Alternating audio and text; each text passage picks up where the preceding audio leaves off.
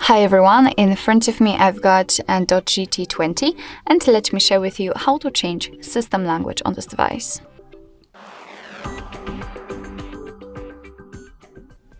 So first of all we have to open the settings and then scroll down to the very bottom to find the system. Let's tap on it. Now let's tap on languages and input and enter languages. And here we've got the list of all applied languages, so let's add a new one because we've got only English, and after tapping on it we will be transferred to the list of available ones, and basically all you have to do is to find yours and tap on it. So let me pick Dutch, just tap on it, and as you can see it will immediately appear on the list, but the English is still a main one. It is because that whenever you want to change the language you have to set the one you like to use at the very top of the list. So let's do it.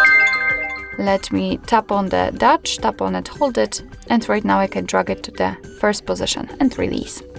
And as you can see, basically in a second, the whole system will be displayed in the chosen language. Let me show it to you again. Tap on it, hold it, and drag it to the first position. And again, we've got English.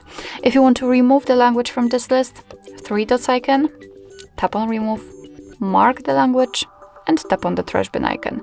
Tap on remove, and as you can see, we've got only English left.